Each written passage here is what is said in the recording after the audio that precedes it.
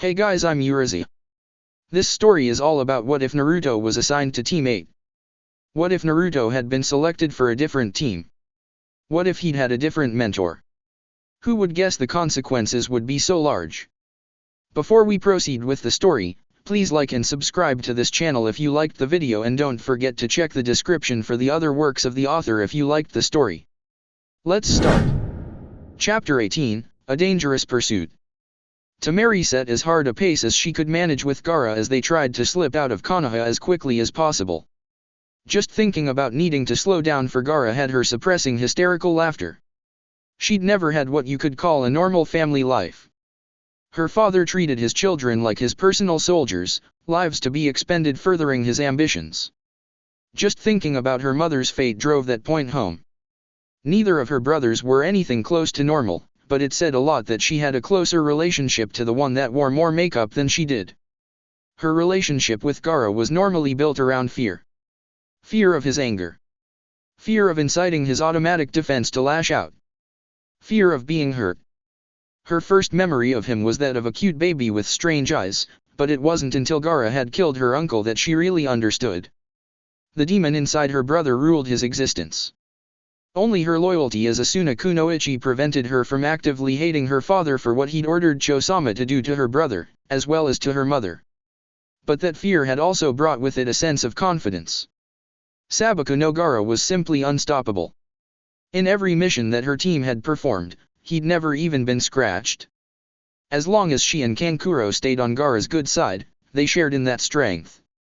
With Gaara on their team, they were unbeatable. Until Konoha.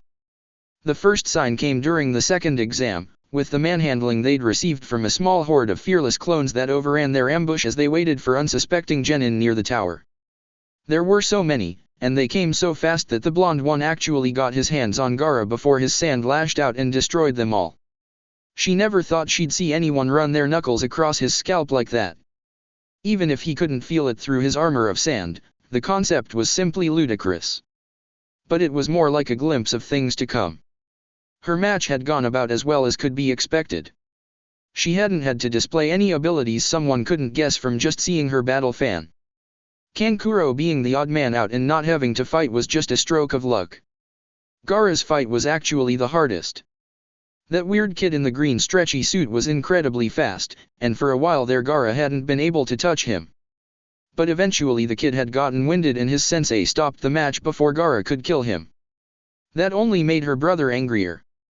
She hadn't paid too much attention to the kid whose clone had gone after Gaara outside. He did score the quickest victory in the preliminary matches. But at first, she'd just thought his opponent had been overrated or hurt.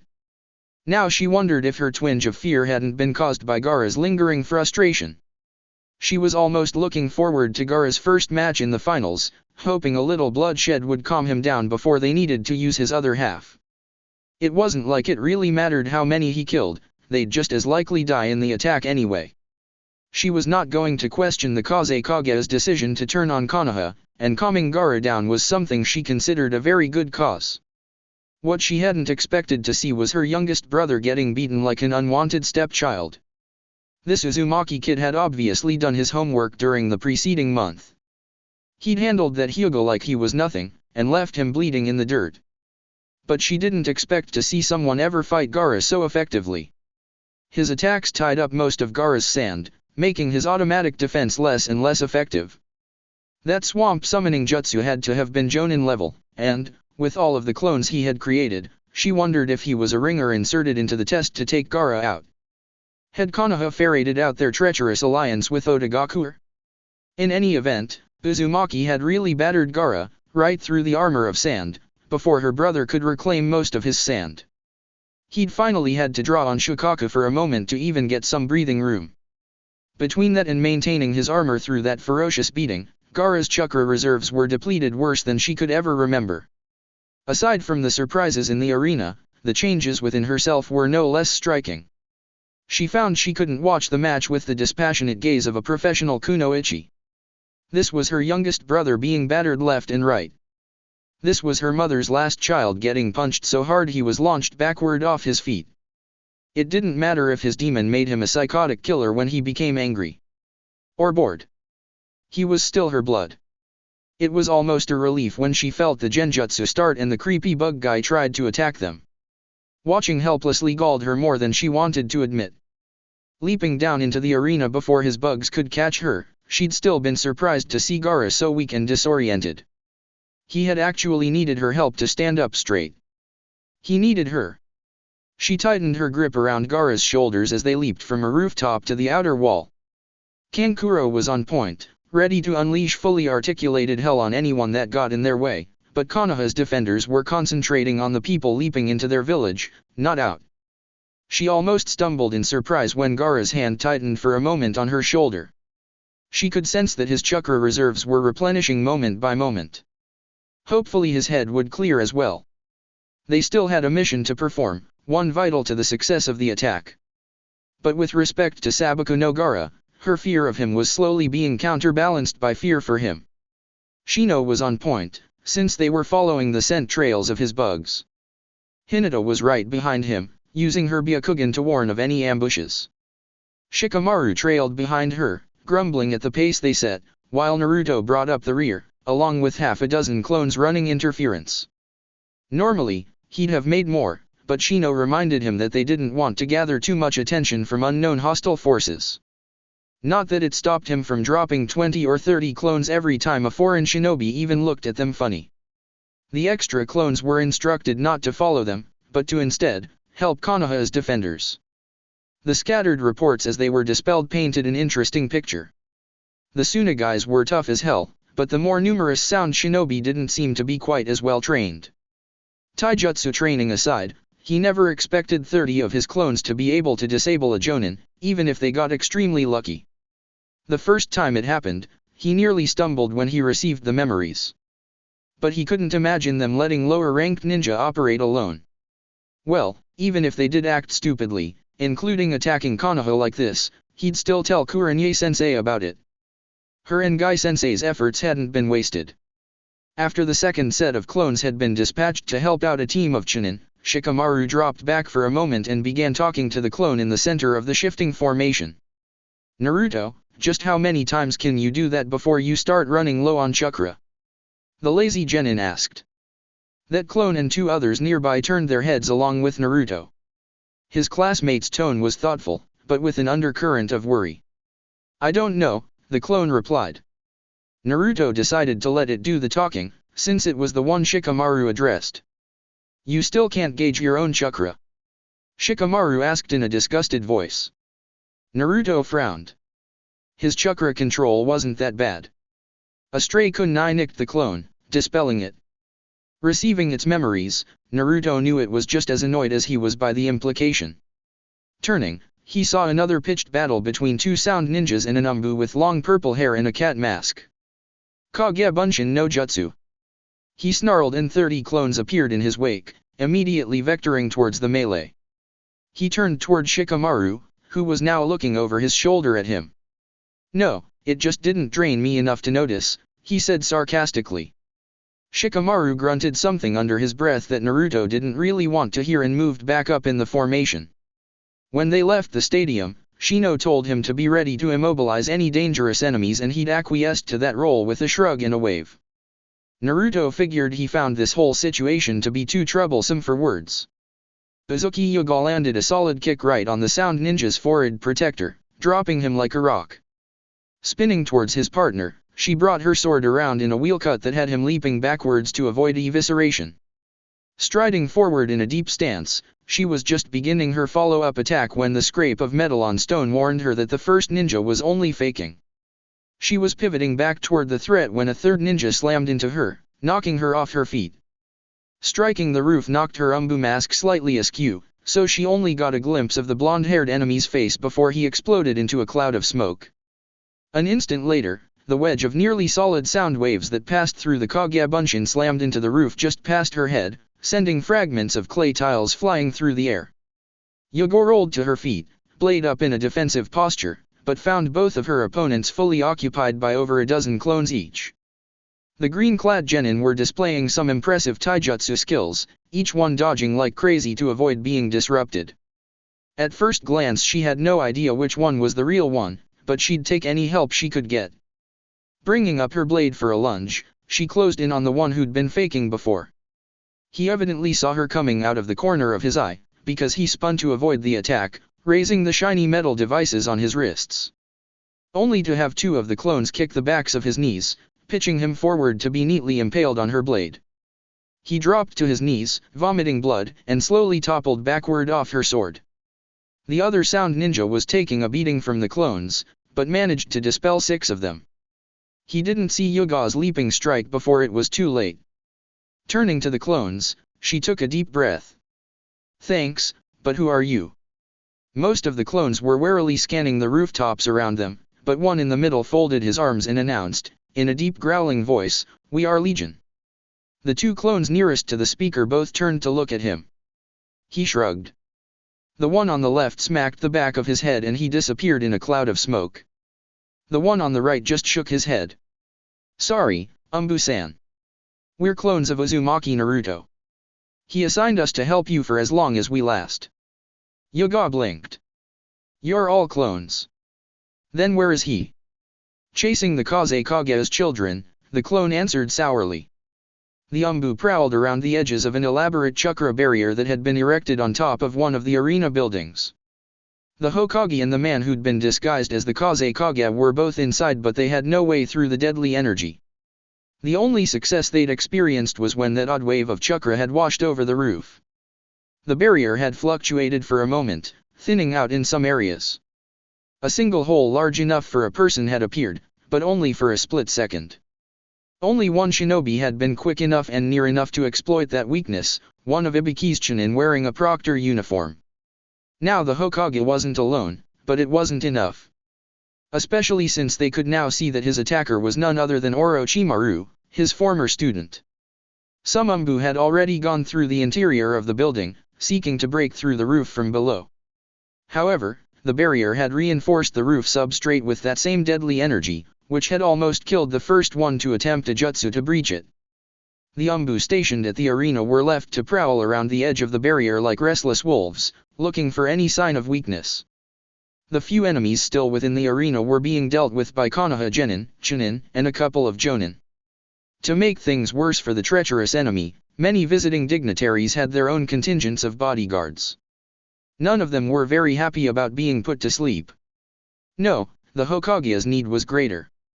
He was fighting a deadly enemy and none of them could help. What use would a mere Chunin be in such a battle? Things went fairly smoothly for Naruto and his friends until they entered the forest surrounding Konoha. They were barely past the walls before Hinata signaled they had pursuers. Shikamaru offered to hang back to delay them, but Naruto shook his head. "Shino, can we afford a couple of minutes?" he asked. Shino nodded. "We've been steadily gaining. They won't get out of my range that quickly." After a quick whispered consultation, they dropped down to the forest floor, traveled a little further, and then took cover. Naruto got a little worried when 8 Otonins ran into the clearing, but Shikamaru managed to snag all of them with his shadow. It looked like Temari hadn't been the only one holding back earlier. No sooner had they jerked to a halt than the Kikai bugs Shino had spread in the branches above them descended like black ashes. Naruto smiled at the chagrined expressions he could see on what little of their faces was visible. "Naruto! Above and right!"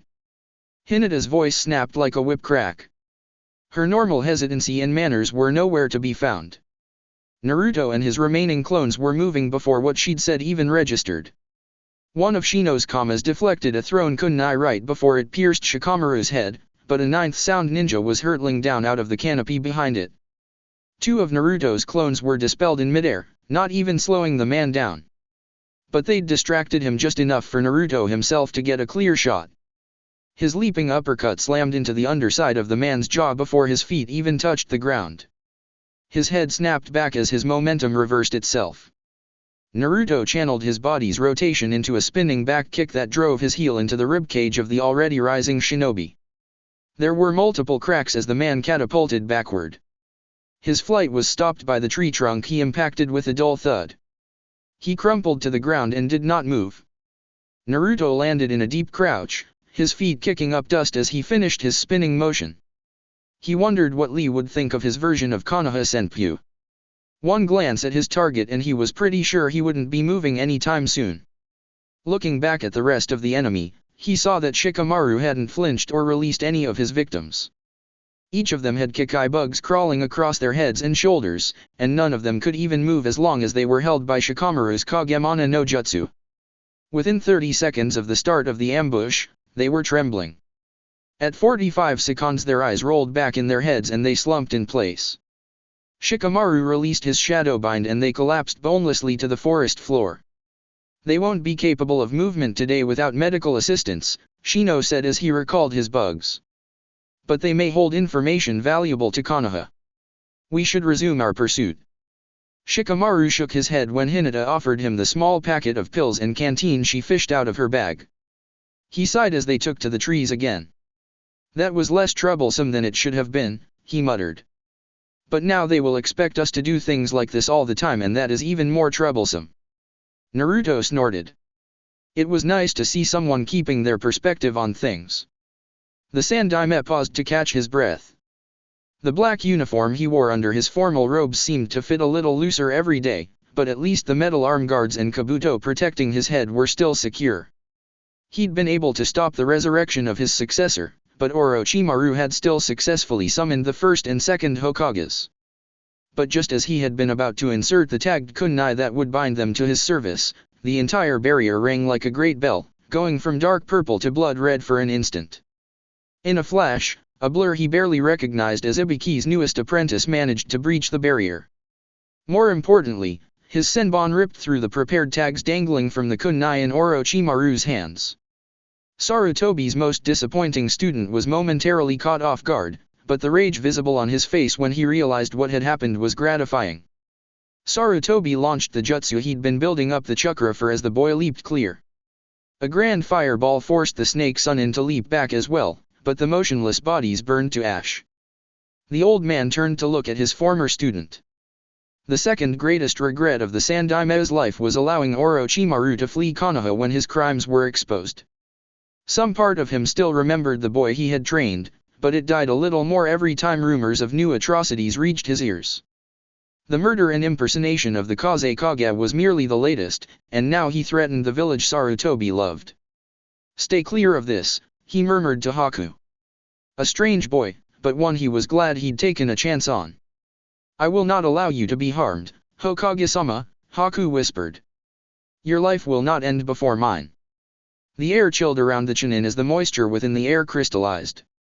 The Hokage shook his head at the boy's stubbornness. Some had questioned the wisdom of allowing Kakashi's prisoner a place within the leaf, but his mercy was being repaid 1,000-fold today. However, he would not allow another person to die for Orochimaru's ambitions. He hefted his battle staff, the alternate form of his summons, Enma the Monkey King, and prepared himself. Temari called for Kankuro to stop when Gaara grabbed her shoulder again. Worried that he was concussed worse than she thought, she carefully landed them both in the nearest clearing. "Are you all right?"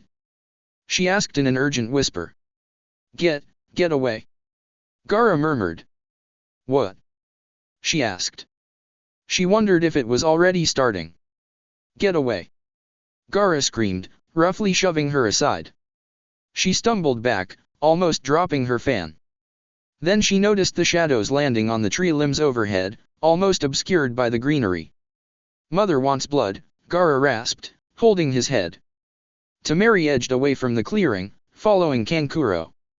Their original plan was to get far away as soon as Gaara started to use it.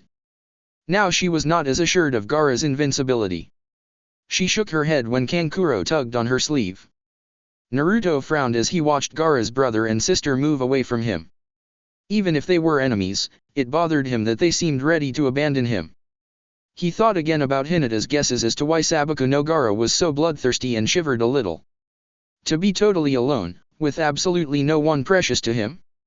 It was with mixed feelings that he saw the fan and puppet users halt at the edge of the clearing. It might make it harder for his team to deal with Gaara, but watching them simply abandon him would be disgusting as well. "You have betrayed your village's alliance with Konoha," Shino said, interrupting Naruto's thoughts. "Our assignment is to place you under arrest if possible, or terminate you otherwise. Immediate surrender is your most logical option." Gaara screamed again, and Naruto suddenly realized why Temari and Kankuro had moved away from their brother. The sand from his seemingly inexhaustible gourd began to flow out, covering his body in a tan-colored mass that looked disturbingly like flesh, complete with weird blue markings. Already one arm was completely covered with sand, forming a huge misshapen claw way out of proportion to the rest of Gaara's body. But instead of being unbalanced, he shot forward with surprising speed, smashing through the trunk of the tree they were standing on. All four of them scattered, but Naruto leapt down into the clearing. Taking down Gaara was his job. His team would make sure the others didn't interfere. Hinata felt her stomach twist as the air seemed to swell with unnatural chakra and insatiable bloodlust. Gaara was in the midst of some monstrous transformation, and she wasn't sure there was any way they could stop it. Of course, that didn't keep Naruto-kun from trying. Her own hesitancy vanished when she saw the Sunakunoichi angling to take a shot at her teammate with her enormous fan. She wasn't really equipped up for a mission, but she was far from helpless. No Hyuga was ever truly unarmed. Temari leapt aside right before Hinata landed on her, chakra flaring from her hands. "You will not harm Naruto-kun." Hinata snapped in a voice she barely recognized. The older blonde girl's lip curled in annoyance. "Do you really think you can stop me?" Hinata stared at her with her Byakugan, taking in every detail, every nuance of her foe's appearance. She wasn't as good at reading people as she should be, but she was pretty sure Temari was anxious about something, even more than would be normal for combat circumstances. She thought of her father's voice when he was quietly angry with someone, the forbidding but restrained tone. When she spoke, she tried her best to assume that voice. "Naruto will stop Gaara and I will stop you." It was a pathetic attempt, really, but it still made the older girl flinch a little. Kankuro wasn't quite as quick to move in, but neither Shino nor Shikamaru thought he'd abandon his team. A multi-limbed apparition of wood and cloth descended from the trees, angling toward Naruto's back, right up until Shikamaru's shadow reached out and captured it. "How long can you restrain his proxy?" Shino asked in a whisper. Shikamaru didn't answer directly, but twitched three of his fingers together as sweat began to bead on his forehead. A mass of Shino's bugs descended onto the wooden puppet, intent on rendering it down to sawdust. However, no sooner did they reach it than a small door opened in the side of its chest and dark purple mist spewed out, killing them almost instantly. "Damn, that is one ugly technique," Naruto said as he dodged Gaara's misshapen claw. It slammed down into the forest loam, compressing it nearly a foot. If anything, Gaara moved faster, despite all the extra flesh, and it was spreading out over his body as well. Particularly disturbing was the portion starting to cover his face. One eye had been covered with something sporting a monstrous diamond-shaped pupil. That eye had locked onto him with an alien hunger Naruto could feel in the pit of his stomach. Naruto put his hands together and began creating clones as quickly as he could, even as he leapt backward from another swipe. Growing old, the Sandaime reflected, is not an occupation for the weak. He struggled to regain his breath and glanced around. The canted roof of the arena building looked like a war zone. Craters had been blasted into the tiles, and fragments of scorched clay ground under their feet like gritty ashes. The barrier, however, was still completely unmarked. His former student had planned well, intending their confrontation to occur in such an enclosure meant no one could intervene, as well as limiting his options to disengage. However, that also meant that Orochimaru was similarly limited, even if his arrogance blinded him to that fact. Haku flitted around the periphery, never missing an opportunity to attack or distract Orochimaru. As a near miss made their enemy turn toward the boy, Sarutobi began another technique. Haku barely managed to dodge the summoned snakes that shot out of Orochimaru's sleeves. But the distraction was sufficient to let the Sandaime complete his technique without hurrying too much, and the blasted tiles surged upward into a wave that sped toward Orochimaru. Given a little extra time, Sarutobi could select his attacks with care, carefully managing his chakra reserves for maximum effect. The fact that it seemed to infuriate Orochimaru suggested that rushing the old man had been part of his strategy. Foiling this tactic made his rage even more satisfying. This Hokage had put up with enough nonsense. Orochimaru started to counter the modified Doton Jutsu, but hand seals are a little difficult to complete when you suddenly find Senbon needles shooting toward your vital points. With a strangled cry, he threw himself to the side as the tiles exploded where he was standing. He fluidly rolled to his feet, holding his wrist. He yanked out the needle and shot a venomous glance at the Hokage. "I see you still need a young boy to keep up with me," he snarled, his voice thick with insinuation. "I wonder what your lackeys think of you now." Whatever the years had stolen from the third Hokage's speed, young Haku more than made up for. The Chunin hadn't pressed the attack so far, more likely out of deference to his superior than any real fear, but Orochimaru seemed to find it increasingly difficult to complete the seals for his techniques.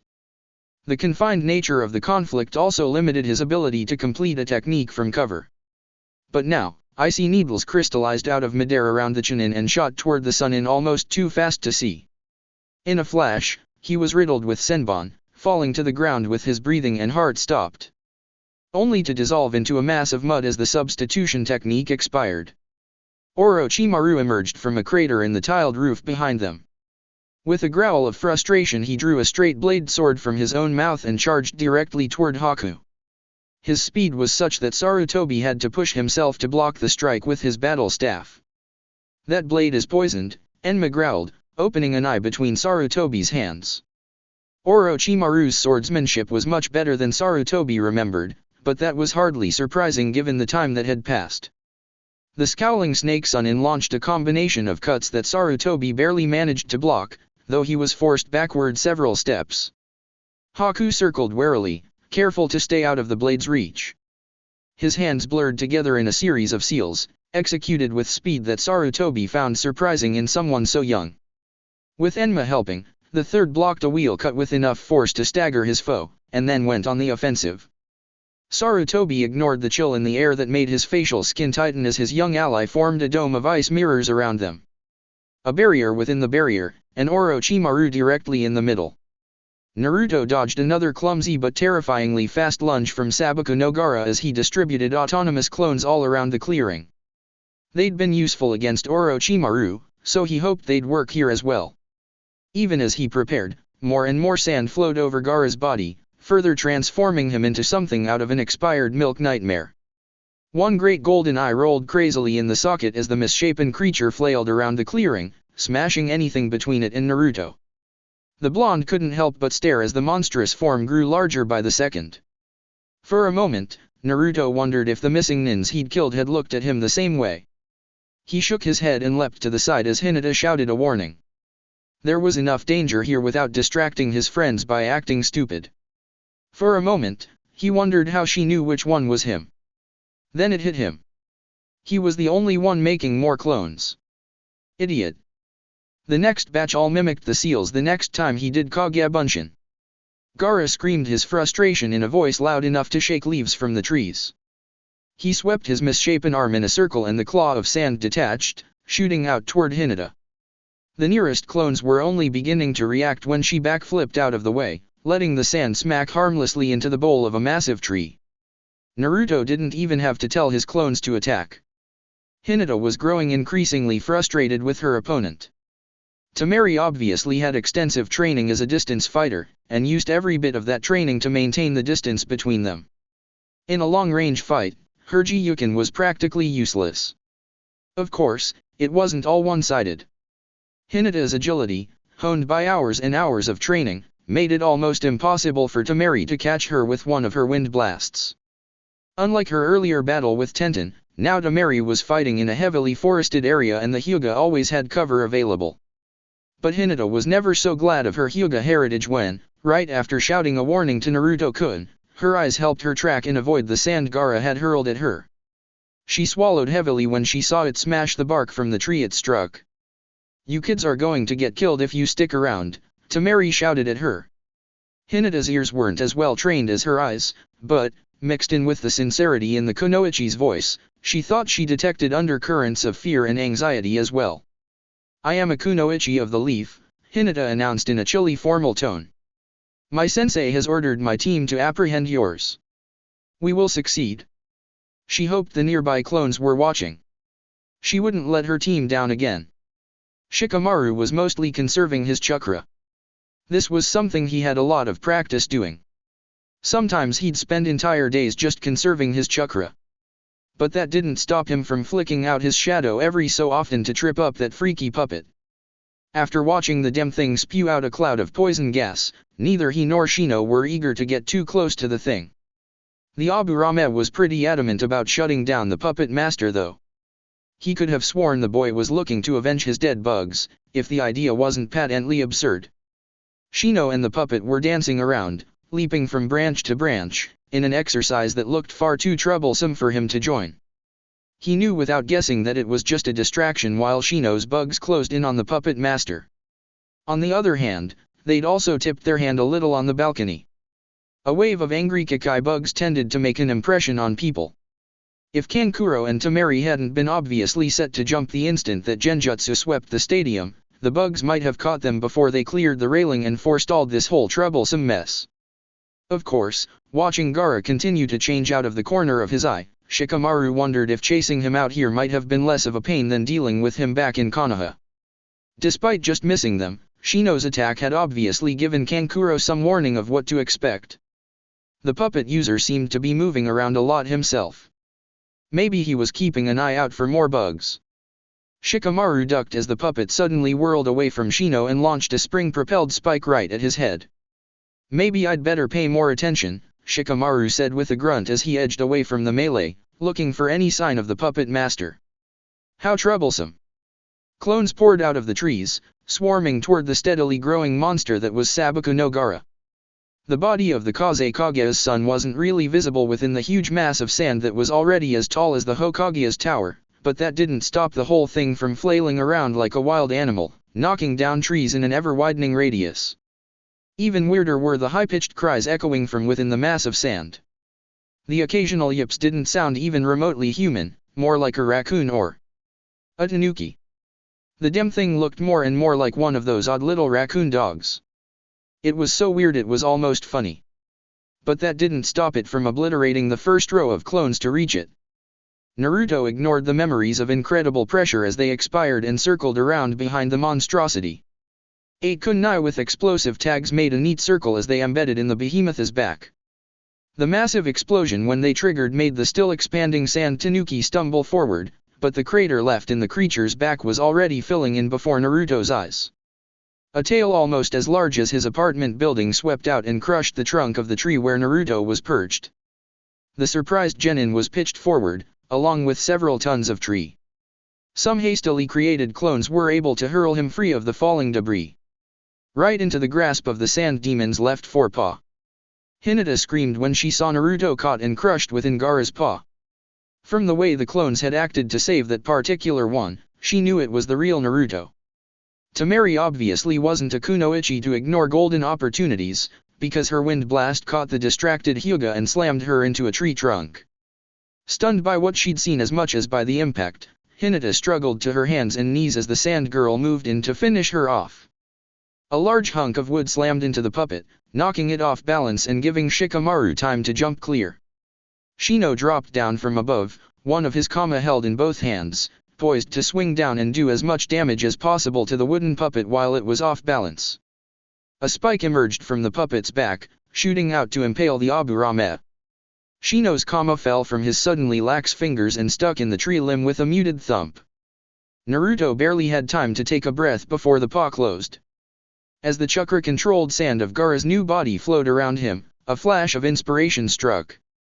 As the pressure mounted with frightening speed, he frantically concentrated chakra into the center of his coils. "Fox, if you don't want to die here today, you damn well better help." Kyuubi no Kitsune seemed awfully well informed to Naruto. Too knowledgeable by far to not be at least peripherally aware of what was going on around his prison. The surge of red chakra that slammed through his coils only confirmed this. For an instant, his veins felt like they were full of molten steel.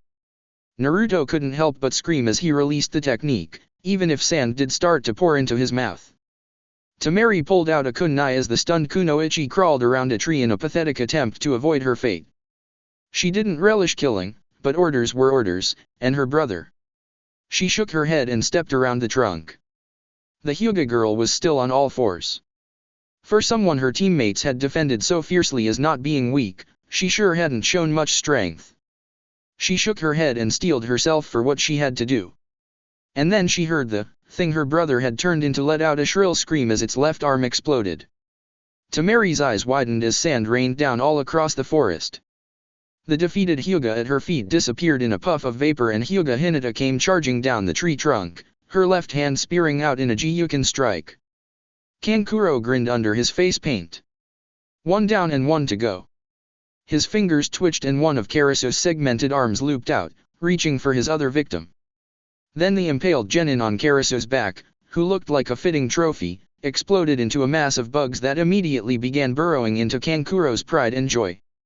What the hell? He murmured. His eyes glanced back toward the kama stuck in the tree limb. It was still there. Did Abu Ramez just turn into bugs when they died? An effective tactic to reinforce the illusion of the Kikai Bunshin, a voice proclaimed just as a blinding pain erupted in the side of Kankuro's head. It took an instant before he realized he'd just been clubbed in the head. The Suna genin crumpled forward, allowing himself to fall off the limb where he'd been concealed. A twitch of his fingers in free fall was enough to summon the heavily damaged Karaso to catch him. At the moment, he wasn't capable of finer manipulations, so he sagged to the ground to play for time. How did you find me? Even if they can smell me, I moved every time I saw your damn bugs get close.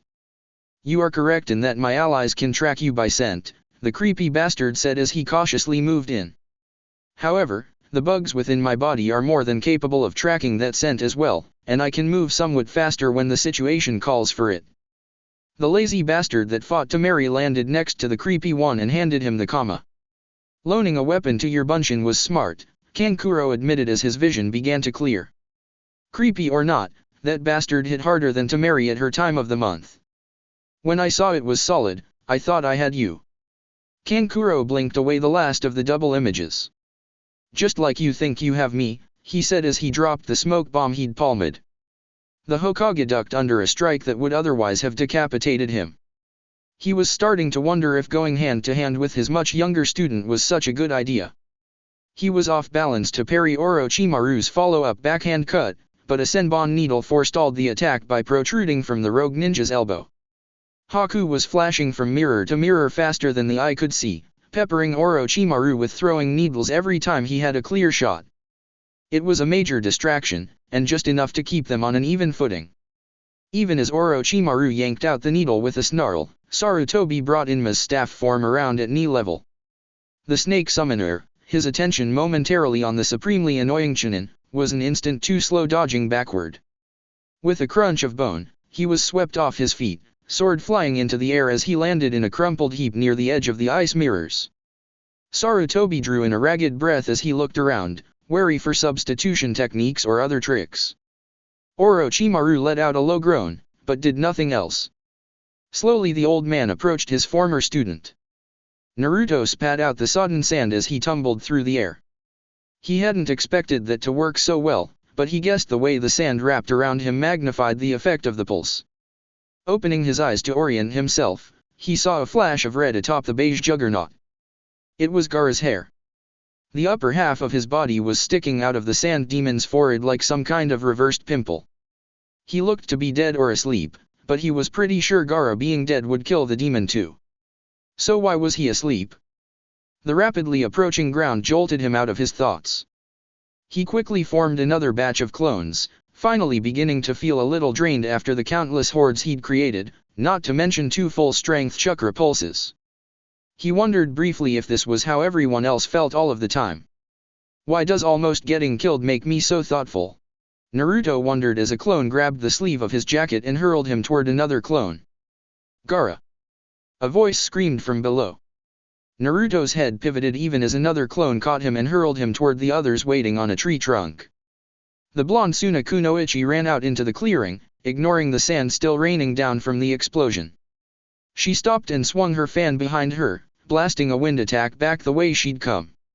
However, the technique came out very weak, one of her arms didn't seem to be working right and an entire section of her fan had the paper torn out.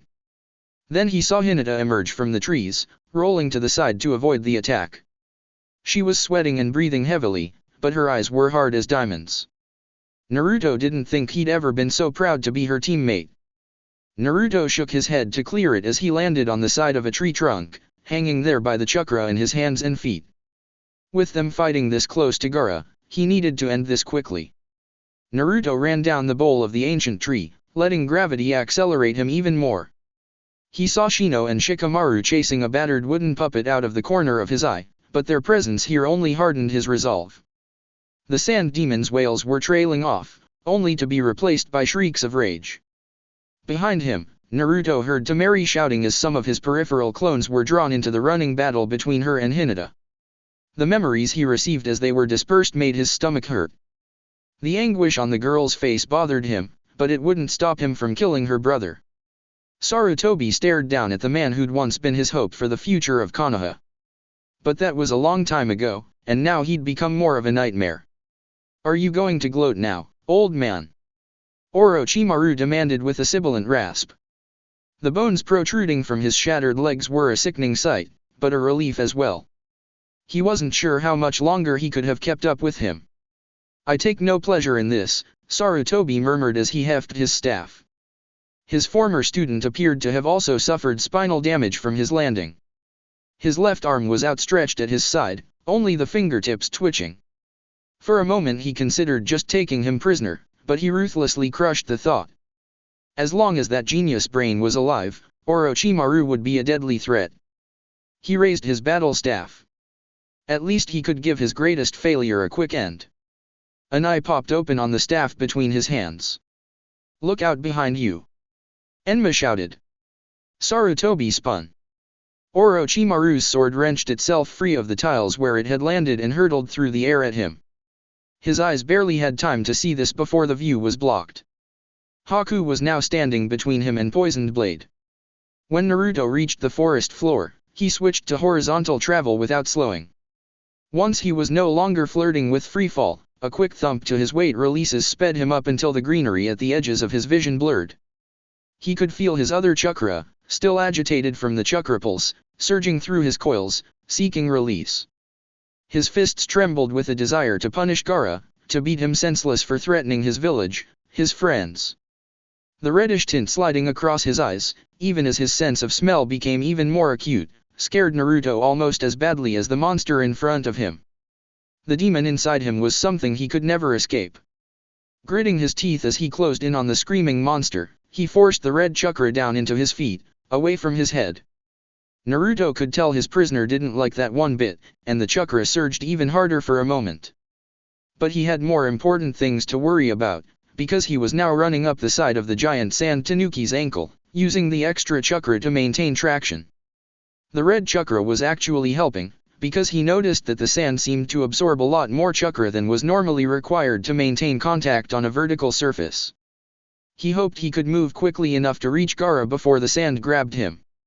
But as he ran up the demon's leg, he noticed that while the sand near him surged toward him, the stuff immediately around his feet stayed still.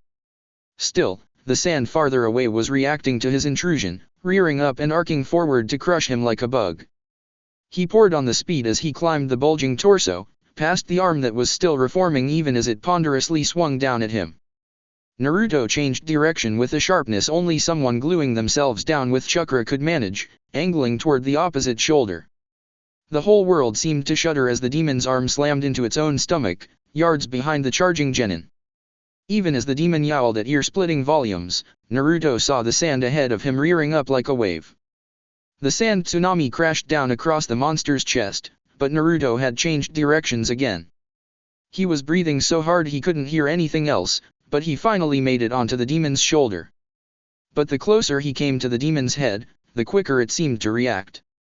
Sand began to spring up all around him in grasping tendrils, so he crouched down and leaped upward right before they smashed down on him.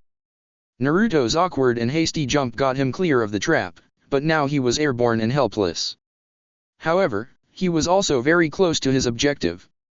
He arched his back as he carefully molded chakra. Slowly turning in the air, he got a very close look at a face several meters wide, complete with freaky diamond-pupiled eyes that were crossing trying to see him. Then he was past them, drawing closer and closer to the forehead. Naruto completed the seals and then stuck out his arm and braced himself for impact. Raiden, shocking Guhaji. Sarutobi was moving before what he saw fully registered. His left shoulder smashed into Haku's ribs, the unexpected blow shoving the young Chunin aside. But he was still in the way, and no time left to use his staff.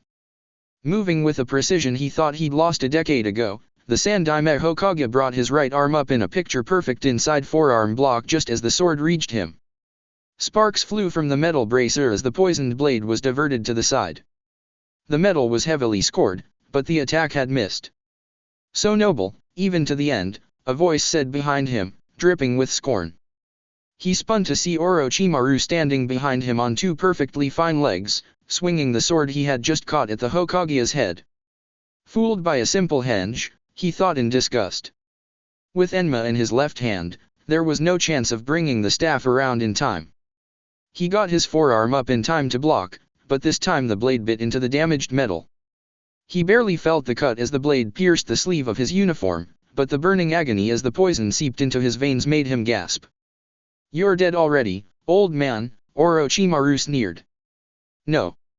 Haku snapped. The Chunin grabbed the Hokage's upper arm and the burning was replaced by numbness as the old man's entire arm was frozen solid. The ice encasing the bracer climbed up the sword and in a flash had enveloped Orochimaru's right hand. His left hand barely let go of the blade before it too was captured. Out of the corner of his eye, Sarutobi could see the boy's face twisted into a rictus of hate. The ice around his arm advanced no further, but it moved steadily up Orochimaru's as he tried to pull free. Still, the Hokage's entire limb had been frozen solid, and the cold began to seep into the rest of his body, draining his flagging energy and making him very, very tired. "Haku," he said. The fury melted away from the boy's face. "I am sorry, Hokage-sama, but that is the only way I can think of to stop the poison," Haku said in a soft voice. "But the ice on him will advance until it stops his heart." Orochimaru tugged harder, pulling both of them forward. Despite his frantic efforts, they were still joined together as the ice passed his elbow and moved toward his shoulder.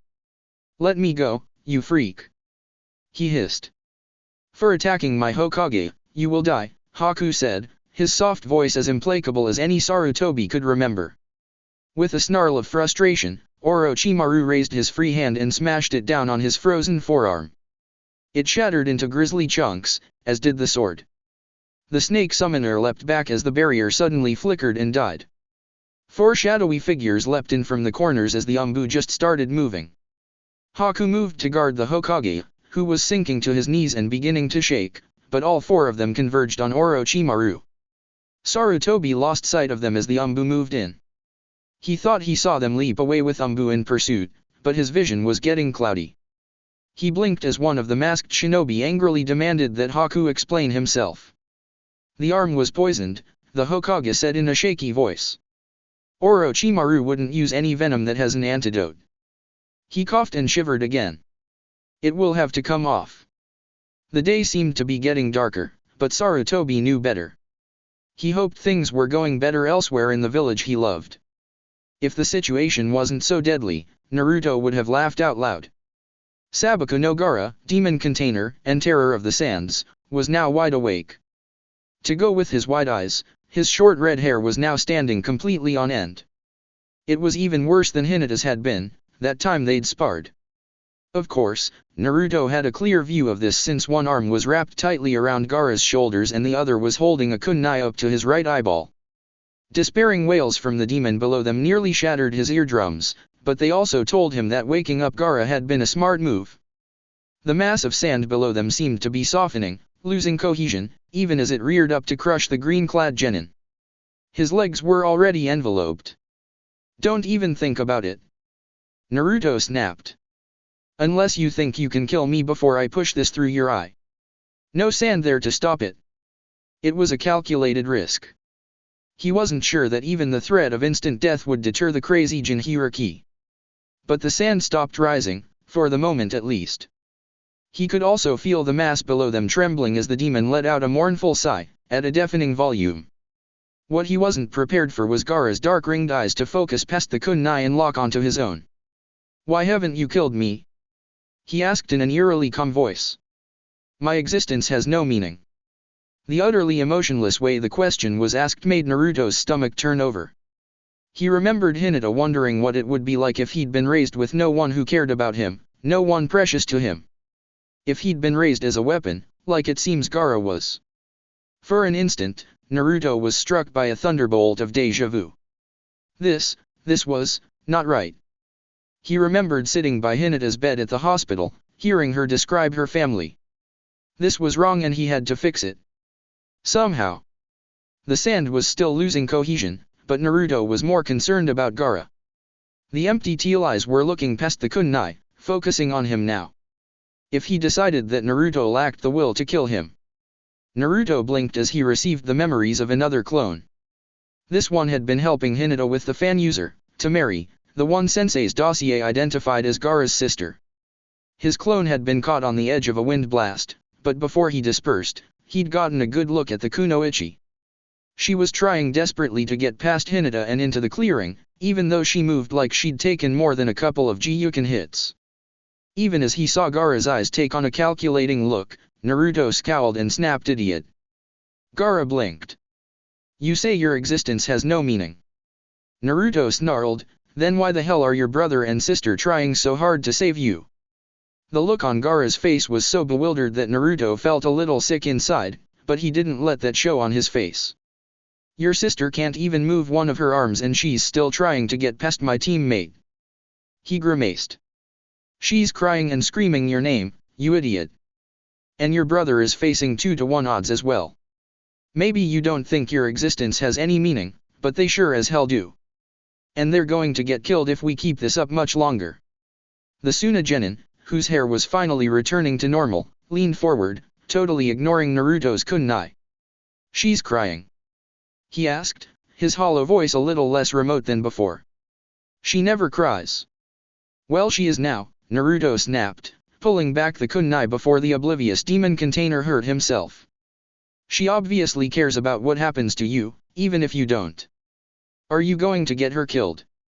Gaara's eyes focused again on Naruto's, with an intensity he found really creepy. "You won't hesitate to kill me, will you?" "Not if it will keep my friends safe," Naruto replied, his voice cracking despite his best efforts. "Then why did you stop just now?" "Because."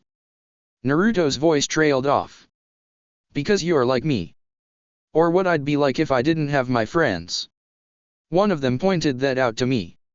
I had a chance to give you a choice, so I did." Gaara stared at him for a long moment, and Naruto tightened his grip around the kunai.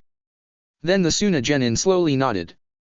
The sand moved away from them both, releasing Naruto's legs, and slowly lowered them to the ground. When they reached the ground, most of the sand dispersed while the rest moved to reform the calabash on Gaara's back. Naruto warily released his hold on Gaara and pocketed his kunai. The other battles around the clearing had slowly ground to a halt while this was happening, so it was mostly silent when Gaara raised his voice. "Our mission has ended. That's it for part 16. Thank you for watching and see you on the next video."